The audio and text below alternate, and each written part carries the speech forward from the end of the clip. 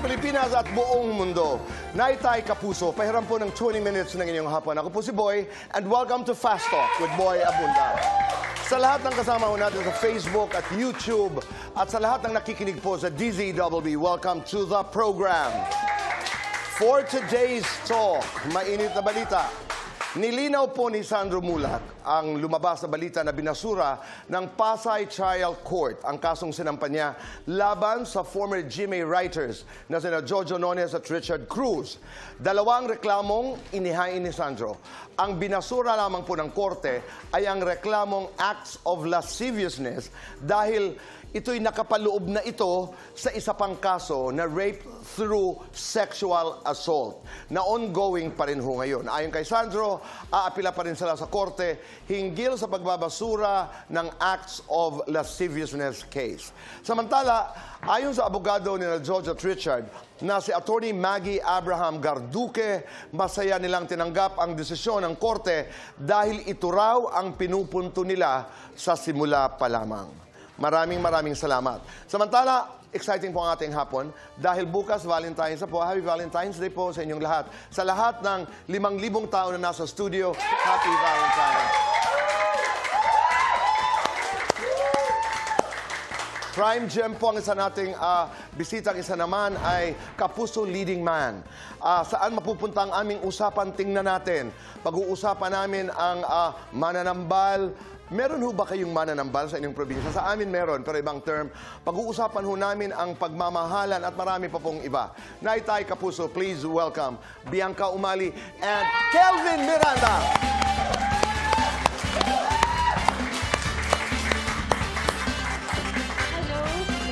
Hello. Hi. Miss Beautiful. Hi, Kelvin. Maraming salamat. Please. Thank you. Thank you. I know you're doing much-awaited material dito po sa GMA7, ang Sangre. But we're not going to talk about it. Congratulations lamang. Maraming salamat. Ngayong araw na ito, ang pag-uusapan natin ay mananambal. Okay. Congratulations also. Ano ito? Ang mananambal po ay tungkol sa sinasabi po nating faith healers dito sa ating bansa. Dahil nga po dito sa atin ay may malaking misteryo sa kung ano ba talaga ang ginagawa ng mga mananambal, ng mga mambabarang. At I guess yun po yung gustong ipakilala ng pelikula. Sa amin may mambabarang, but we'll talk about it much later.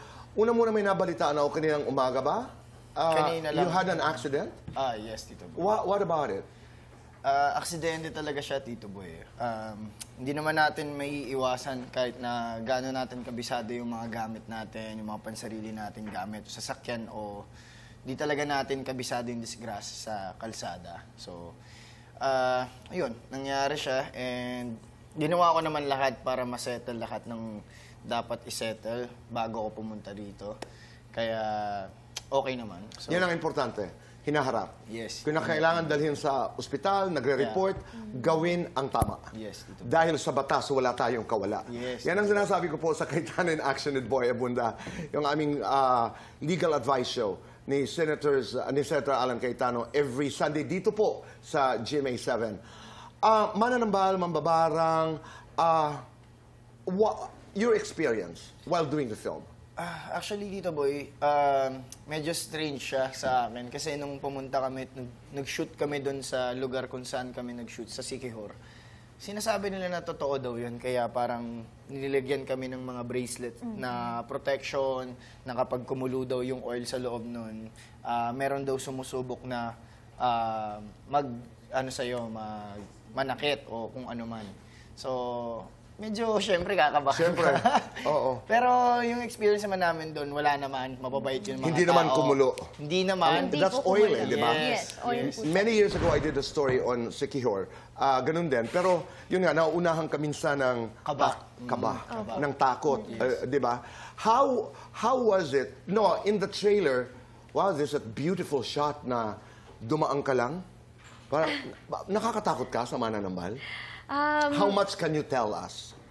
Ayoko mag-spoil masyado, Tito Boy, because I would like the performance to speak for itself po, no? Pero, But that's a beautiful shot. salamat po. Napaka, Salamat di ba? po. Yes. Maraming salamat po. Si Alma po dito ang talagang, siguro ang layunin lang po niya ay kung ano ba ang gusto niyang sundan Gusto ba niyang sundan ng pangarap niya o gusto ba niya sundan ng nanay niya? Wow. Pangarap niya, nanay niya, ang kasagutan niyan ay malalaman natin sa pelikulang Mananambal. Opo. What do you play here? Ako po si Liam. So, isa ako sa grupo namin nila Jeric. Ako yung breadwinner sa pamilya namin at isa sa mga gustong i-content yung lugar kung nasaan sila Bianca. Yung pag-usapan yung Mananambal. Kung ito ba ay masama o kung ito ba ay mabuti. Kung sino ang may kakayanang gumamot, ay meron ding kakayanang Gawin ang kabaligtaran. Mambarang. yung kabaligtaran, no? Yes, Tito Boy. Medyo yun ang nakakatakot. Pero matagal ko na pong naririnig ito. Naging bahagi po ito ng kultura ng Pilipino. Kaya ang nakakaganda dito sa mga pelikulang ganito ay we need to talk about this. We need to elevate the conversation para ma-appreciate natin kung saan mga nanggagaling ito. And because of this film, kayong dalawa ay nanalo in an international award-giving body, Jinseo Arigato International Film Festival. Congratulations. How does it Salamat po. feel? Sa totoo lang, Tito Boy, hindi rin namin nakalain na magkasama kami at mananalo kami doon. Yes. Pumunta po kami doon representing 2 different films at that time kasi he had another film na entry doon sa film festival. Oh. And so ako po pagdating ko doon, I had no expectations and no knowledge that I was a nominee or that I had a chance to win or anything else. Pero nung tinawag po ako para sa parangal, ang nasabi ko na lang sa utak ko ay para po sa lola ko ito. Maraming salamat po, Ama. Yun lang talaga kasi di ko akalain, Tito eh. So, pag-akit ko po doon, parang ang init pa sa kamay ko nung parangal. But I'm very thankful. Kasi di pa pinapalabas dito eh. Anong nasabi mo? Wala, Tito Boy. Speechless ako nun kasi wala talaga kaming kaalam-alam ng mga gabi na yun. Gusto lang namin i-enjoy yung moment. At syempre, supportahan yung pelikulang Pilipino na makarating sa international. And let me tell you, you never get used to winning awards. It's always a new experience. Pag sumasama ka ng entablado, kahit gaano ka pakatagal dito sa industriya to, it's always a new experience. Kaya mapapansin natin sa mga award-giving bodies, kahit sa Hollywood or in other countries, may mga kodigo. Kasi natataranta ka talaga kung sinong pasasalamatan. Minsan kasama ang asawa o di kaya ang kapatid.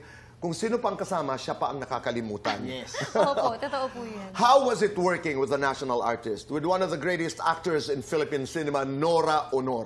Tito Boy, as I have said in a past interview, a masterclass. She definitely was one. To work with Miss Nora na hindi mo akalain na makakamit mo yung oportunidad na yun as early as now, that was where I was. Pag pinapanood mo siya, simpleng tayo lang niya, yung presence niya. The best thing that I would do all the time pag magka-eksena kami ay panoorin siya. Yes. Because gusto mong i-maximize yung pagkakataon na nandyan siya sa harap mo, ka-eksena mo siya, paano niya ginagawa yung mga eksena niya. And it was surreal. Galing, It was an honor. masterclass. Natutunan mo sa dakilang Nora Honor. Napaka-husay na aktor, na actress nito ni Miss Nora Honor. Kasi habang nanonood ako sa kanya, natututo rin ako at the same time. Para akong nag-aaral habang nagtatrabaho. Ang galing. Naalala ko tuloy yung sinabi ni Viola Davis tungkol kay Meryl Streep. Punta naman tayo sa Hollywood. Because they did a movie called Doubt, kung naalala kong tama. Ang pakiramdam daw niya, every time tinititigan niya at siya ni Meryl Streep, para siyang hinuhubaran. Para siyang inaaral mula buhok hanggang paa. At ito yung karakter. Yung ganun, it's exciting to be an actor. At may ganung pakiramdam talaga, Tito. Meron, no? Kay Miss Nora, yung mata po niya. Ibang klase. Wala pa siyang ginagawa, may sariling kinang na yung Talagang mata niya. kumikina. Tama. That's an actor. Yes. Invite everybody to Mananambal. Ayan, mga kapuso, inibitahan po namin kayo na sana ay panoorin po niyo ang Mananambal. Ipapalabas na po kami sa mga sinehan sa February 19. Ayun, mga kapuso, supportahan po natin ang pelikulang Pilipino. Yun lang po, maraming salamat. Ito mabilisan lamang dahil ang daming mainit na pinag-uusapan. Arj, give this to Mila, ha? And then we'll do fast talk with Bianx. Okay. Ang daming issues, no? May yung mga male best friend, matching tats, cheating, Yes. boundaries. Sa lahat ng inyong naririnig na ito, ano ang take nyo? Sige. Ako, Tito Boy, pagdating naman dun sa pakikipagkaibigan, wala naman kaso. Basta alam mo kung ano yung totoong boundaries at limitations at yung essence ng pagkakaibigan. Alam mo kung kailan siya dapat inuuna or alam mo kung kailan siya dapat pinupuntahan or kailangan. So yung boundaries na yan, pinag-uusapan yan. Yes. Hindi lamang ng magkarelasyon, pero pati ng magkakaibigan Yes, na malapit doon sa relasyon. Yes, Tito Boy. Actually, kapag magkaibigan talaga kayo, automatically, parang hindi nyo na yun kailangan pag-usapan. Ano na yan parang yung boundaries nyo automatic nasa gitna nyo na. Pero Kelvin, ang problema doon sa kwento ni Pernilia at saka ni Philmar was that, apparently, now I'm starting to understand, walang malis, walang malisya, yung today, tomorrow, forever. Pero sa iba na hindi alam ang kanilang relasyon, may malisya. So, kung external yung problema, yung mga ibang nanonood, do you really care? Nag-social media kasi, binukas ang kwento. Kapag hindi ko nalalaman yung buong istorya, hindi ko siya... At saka wala akong karapatan para pakialaman yung... At totoo, wala kasi tayo masyadong alam. Ito'y naging complicated ng konti lamang pero may clarity nung pumasok ang statement, nung nagsalita si Derek Ramsey, kaibigang Derek Ramsey. Kasi ang naging feeling ko tuloy, ay, kulang pala ang kaalaman ko. And I was quick to judge, di ba? Ang sinasabi ni Derek, klaro nyo, there has to be a sense of clarity. Dahil may boyfriend pala yung girl, and they have been friends long before Philmar met Andy. But do you also blame Andy for feeling the way she felt, di ba? Yes. And do you also blame Philmar, who I think is not used to really talking and clarifying issues, so naging masalimuot, Yes. di ba? Listening to this conversation. My take on that, Tito Boy, is that it just emphasizes the importance of transparency. Once again, in the relationship and outside the relationship. Kagaya nga po niyan, mahalagang inililinaw sa isa't isa ng mag-asawa kung sino ang mga kaibigan, ano ang mga nangyayari, to avoid this kind of situation. Mahalaga ang honesty and transparency at all times. Sabi ko nga po even if masakit po ang sasabihin ninyo sa isa't isa. As long as ang goal ay maging totoo kayo at walang tinatago, hindi po yan magbubunga into something bigger. Tama. At maayos. Kahit mahirap dito sa loob, Opo. it's difficult because you and I are talking, pero less ang masasaktan. Opo. Yes. You were saying? Para kasi sa progress din yung Tito Boy. Dagdag ko lang din dun sa sinabi ni B. Kasi kapag tinitake mo yung sinasabi sa'yo ng partner mo as negatively, yun ang magmamanifest. Magkakaroon kayo ng combative words, magkakaroon kayo ng... Doon ang pagsisimula ng pag-aaway. Oo. Pero ikaw ba, Kelvin, as a partner, payag ka ba na may male best friend ang girlfriend mo? And ikaw din, Bianca, for Ruru? Kung sakaling nararamdaman ko yung respeto, why not? Hindi ko siya kailangan pigilan Pero sa... pag-uusapan nyo. Basta Pero hanggat pag-uusapan maaari, nyo. hindi ka Yes. papayag. I can see it in your face. Papayag ka. Papayag ako. Okay. Bianca, ikaw, papayag ka ba na si Ruru ay may female best friend? Tito Boy, when Ruru and I started our relationship, best friends po talaga sila ni Mikey. So he does have a girl best friend. And I was best friends also with a guy when Alright. our relationship started. But how it all went well was that we introduced each other to each other's best friends. And so, the respect and the boundaries are clear. At saka ngayon, are you best friends? Are you Yes, still we in that all are relationship? friends. That's Opo. good. Lahat po kami magkakaibigan. At dahil dyan, Bianca, let's do fast talk. Bianca, mananambal, mananampal. Mananambal. Hahayaan, babantayan. Hahayaan. Tititigan, tatalakan. Tititigan. Diretsahan o paligoy-ligoy. Diretsahan. Ilalaban o magpaparaya. Ilalaban. Brilyante, diamante. Brilyante. Langit, lupa. Langit. Bulaklak, tsokolate. Ay! Tsokolate at bulaklak. Malaki o sakto lang. Secret. Karera o yung puso yun ang sinasabi ko. Karera o pag-ibig. Pag-ibig. Ideal age to get married. Madudulas ako. Soon? Okay, that's nice. Ideal place to get married. Ideal place? Secret, baka malaman ni Ruru. Tito. Effective na gamot sa boredom. Ano? Magbasa. Effective na gamot sa inggit. Manalangin. Effective na gamot sa galit. Manalangin. Effective na gamot sa heartbreak. Manalangin. Oo. 1 to 10, gaano ka ka-in love? 10. 12. 1 to 10, gaano ka kaselosa? Depende. 10. Sa sitwasyon? Depende. 10. It can be 10. 1 to 10, Depende. gaano ka naka-ready magpakasado? 1 to 10. Ready. Lights on or lights off? Lights off. Happiness or chocolates? Happiness. Best time for happiness? Every day, all the time. Complete this. Ang puso ko ay... Ang puso ko ay buo at kontento. Kelvin, tanong na diretsa. Yes or no? Are you single? Ang kasagutan sa pagbabalik po ng Fast Talk with Boy Abunda.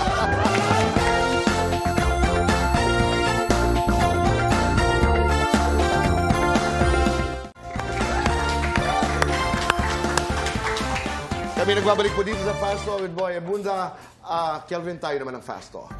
Good luck. Diretsa ito. Kelvin, maangas, maamo. Maamo. Maginoo, pilyo. Maginoo. Matinik, maharot. Matinik. Magpapakilig, magpapalamig. Magpapakilig. Magpapasweet, magpapacute. Magpapasweet. Iduduyan, isasayaw. Iduduyan. Face card, acting award. Face card. Leading man, versatile actor. Versatile. Showbiz, non-showbiz. Non-showbiz. Ififlex, low-key. Low-key. Maling akala ng mga tao sa'yo. Mayabang. Masarap, may ka-holding hands kapag... Naglalakad. Masarap, may kayakap kapag... Malamig. Masarap, may kainuman kapag... Kapag masaya. Masarap magmahal kapag... Kapag ready ka na. 1 to 10, ilan ang niligawan mo sa showbiz? Wala po. 1 to 10, ilan naging girlfriend mo sa showbiz? Dalawa. Dalawa. Ibig sabihin, hindi nagligawan. Lights on or lights off? Lights on. Happiness or chocolates? Happiness. Best time for happiness. All the time. Kelvin, bubuksan ang puso mo. Anong pangalan ng girl, hindi related sa iyo by blood, ang nakasulat sa iyong puso? Napupusuan na lang ba? Hindi, napupusuan. Napupusuan, Tito Boy. Yun siguro. Naghahanap ba o meron talaga? We will respect that. Is there someone? Are you single? Is there someone special in your life today? May napupusuan, Tito Boy. Pero, May napupusuan. Yung napupusuan mo ba ay napupusuan ka rin ba? Nasaan na ang pusuan ngayon? Nasa gitna. Nasa gitna siguro. I mean, ano lang, ina-enjoy ko lang kasi yung process at saka yung mga priorities talaga kailangan na. At proud kami. You're working so hard. Yes. You're working very hard. Thank you. And napakahusay. Si Biang sa Saruro, madalas kong kausap dito sa Fast Talk. And I've always been proud of you. Guys, invite again everybody to Mananambal. Muli po, sa lahat po ng mga manonood, ang Mananambal po ay ipapalabas na sa mga sinihan sa ika-19 ng Pebrero. Kasama po namin dito ang nag-iisang national artist ng ating bansa, Miss Nora Honor, ang ating superstar. At magkakasama din po kami dito nila Kelvin, EA, ni Martin at ni Jeric. Kaya sana po ay mahalin at suportahan po ninyo ang aming natatanging pelikula. Mananambal po in cinemas nationwide, February 19 po. Okay. Kelvin, patawad ha. Dahil napag-usapan natin kanina yung mga kontrobersiya, pahabol lang na tanong. I know you got involved in a controversy that has Yes. something to do with cheating. Paano mo nalampasan yun? And what would you want to tell us about it? Tinanggap ko lang po yung katotohanan sa sarili ko, Tito Boy. Kasi wala naman akong dapat ipaliwanag kasi alam ko yung totoo and hindi ko kailangan ipagtanggol yung sarili ko sa taong ang hirap magsalita sa taong alam niya kung hanggang saan ako at hanggang saan yung kaya kong ibigay. And umabot dun sa punto na wala, online world na ngayon. Okay. So, konting conflict, konting misunderstanding, kayang palakihin, kayang lumala, lalo't sa samot-saring pagsasawsaw ng mga tao sa social Okay. media. So, Maraming salamat sa iyong pagsagot. Maraming salamat sa iyong pagharap sa katanungan na yan. And good luck. God bless you. Mananambal is our... R13. R13 It's po ang mga rated nambal. 13. Yes. Maraming salamat. Maraming Life is not always easy, but be happy. Yes. Amen. And happy Valentine's to you. Okay? Kami nila Bianca, hindi na kami nagsi-celebrate niyan. Opo. Yes. Maraming salamat po. Kita-kita ho tayo bukas. Dito lamang po sa Fast Talk with Boy Abunda. Goodbye for now. God bless.